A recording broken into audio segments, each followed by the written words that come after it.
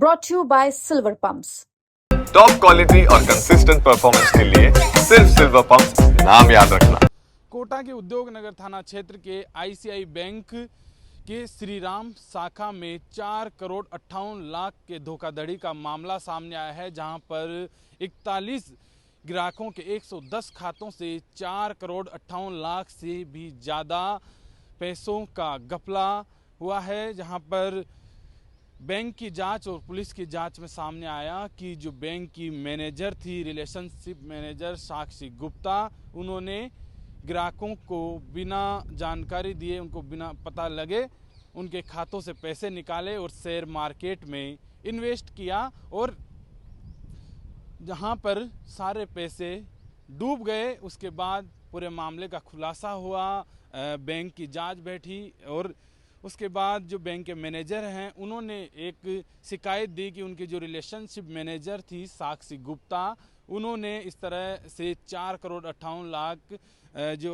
ग्राहकों का पैसा था उनको बिना पता लगने दिए, बिना बताए उनको शेयर मार्केट में इन्वेस्ट किया, जहां पर वो पूरे पैसे डूब गए। उसके बाद पुलिस ने जो मामला था उसको देखते हुए साक्षी गुप्ता पर दर्ज किया मामला और 31 मई को साक्षी गुप्ता को राउत भाटा से जो उनका पीयर है, बताया जा रहा है कि 2 साल पहले ही साक्षी गुप्ता की शादी कोटा में हुई थी और ये मामला 2020 से 2023 के बीच का है, जहां पर 2.5 साल तक ग्राहकों के साथ ये धोखाधड़ी होती रही। साक्षी गुप्ता को जो पुलिस है, उद्योग नगर थाना पुलिस, उन्होंने रावत भाटा जो उनका पीयर है वहाँ से 31 मई को पकड़ा और उसके बाद कोर्ट ने उनको 1 दिन के रिमांड के बाद जेल भेज दिया है।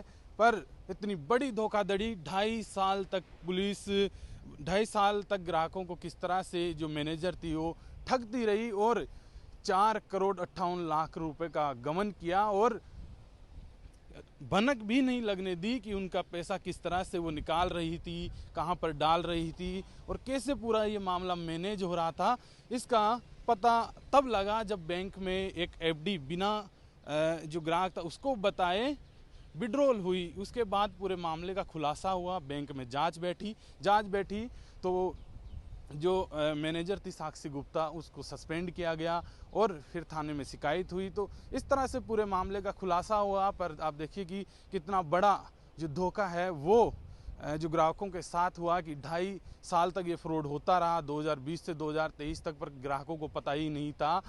जो साक्षी गुप्ता है आरोपी, उन्होंने इतने शातिर तरीके से ये पूरा काम किया कि उनको भनक भी नहीं लगने दी। यहाँ तक कि जो ग्राहक थे उनके जो मोबाइल नंबर हैं वो बदल दिए ताकि उन तक जो ट्रांजैक्शन हो रहा है उनका मैसेज उन तक ना पहुँच पाए। तो इस तरह से जो पूरी तरीके से ग्राहकों को पता नहीं लगे, इस तरह से पूरा काम उन्होंने किया और फिर जब वो पैसा हार गई तब जाकर इस पूरे मामले का खुलासा हुआ। पर अब पुलिस ने गिरफ्तार किया और उसके बाद कोर्ट ने 1 दिन के रिमांड के बाद उनको जेल भेज दिया है। पर आप देखिए कि जो एक बैंक जहां पर जिम्मेदारी की बात होती है वहां पर किस तरह से एक बैंक मैनेजर ने ही इतना बड़ा फ्रॉड किया। 2.5 साल तक किसी को भनक भी नहीं लगने दी। राजस्थान तक के लिए